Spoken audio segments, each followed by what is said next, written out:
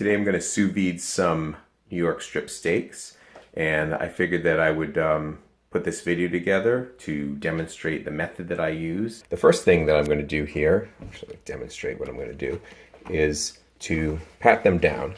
I'm going to put them in the fridge to dry out, and ideally I would do this the night before I cook the steaks, but I only bought them today, and I've decided that we're going to eat them today.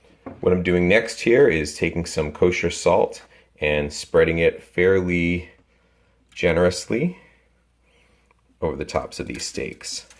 I'm going to check them out before I cook them, and I'm going to remove some of this salt. This is best done overnight. The seasoning will work better overnight. It will actually tenderize the steak to some extent, and it's kind of like a dry brining effect on the steaks. I'm also going to put pepper on the steaks as well. So there the steaks are uncovered in the refrigerator where the dry air can get at them. They're only going to be in there briefly. Overnight is better, as I said before, but we're going to do what we can. Meanwhile, we get the bath ready. And by the bath, I mean that we're running an ANOVA immersion circulator here.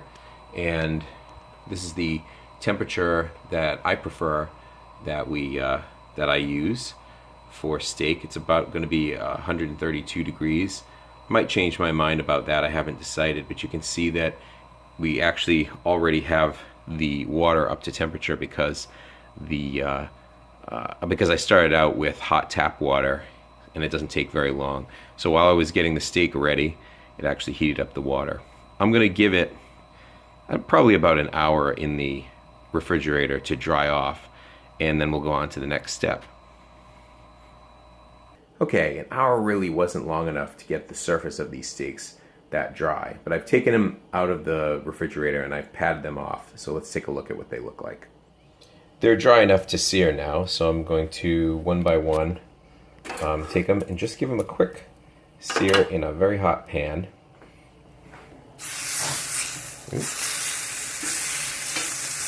One-handed.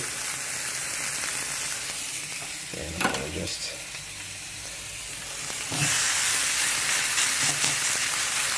this pan is pretty hot. The point is not to cook them, it's just to get the outside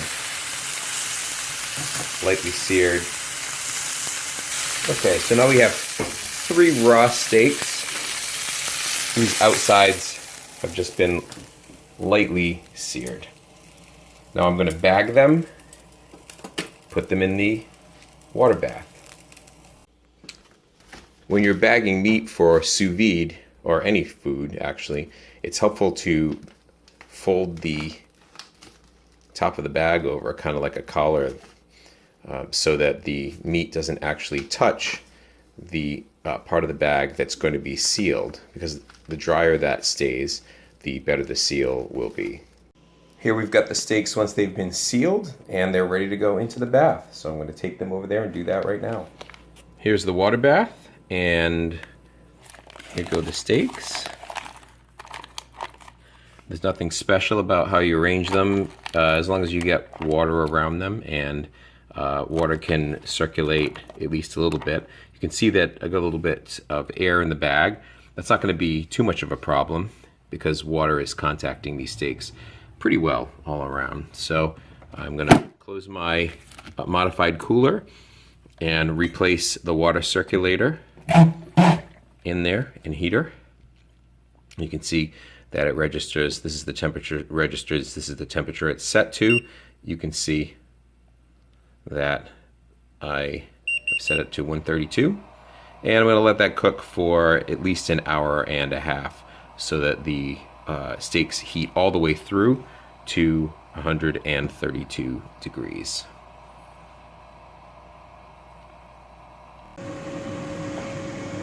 To go with the steak, I'm making some potatoes. They're just these little multicolored new potatoes that I've tossed in a little olive oil and salt.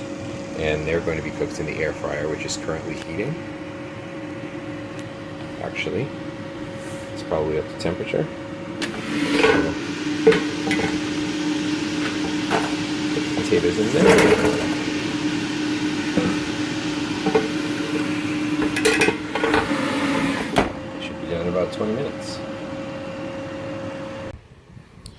Meanwhile, we're heating the grill in order to get a good sear.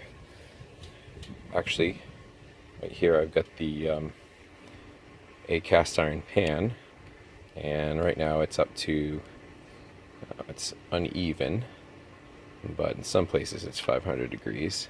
Should probably leave this open and let the coals get a little more air, because they're probably limited by the amount of oxygen they're getting. You have a choice when you're doing it with a grill like this. I've actually got a chimney with coals right underneath, so I could place the could hold the steak right over the coals. Actually, let's get a reading on the temperature of the coals themselves, as it may make more sense to just go with the coals. Oh, it's off the scale, so I'm not sure it makes sense to use the grate, but we'll find out.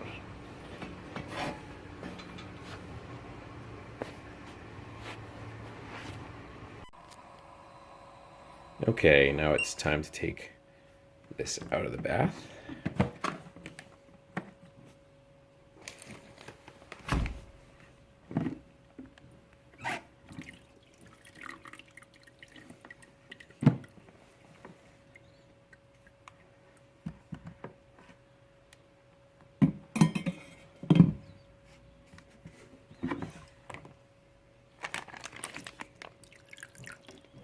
Here's what the steaks look like right out of the bag, right out of the bath. I'm about to try to dry them off as best as I can, and then we will take them outside to the grill. You can see the dome temperature is quite high on the grill, but let's see what the surface of the griddle temperature is. It's registering as 700 degrees or thereabouts. So we're going to try a sear of one of these directly on the griddle. Actually, we'll try two of them on the griddle here. Let's see how long it takes us to get a sear. And we might try one right over the coals.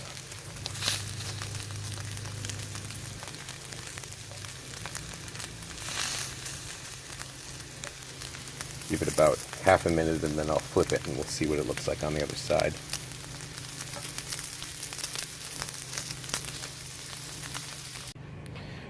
Now we're going to give it a shot directly over the hot coals and see if that makes a difference here.